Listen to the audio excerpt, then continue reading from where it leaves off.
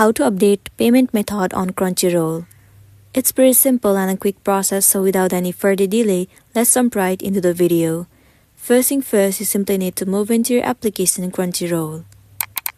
Once you're inside the app, you need to make sure that you are logged into a specific account.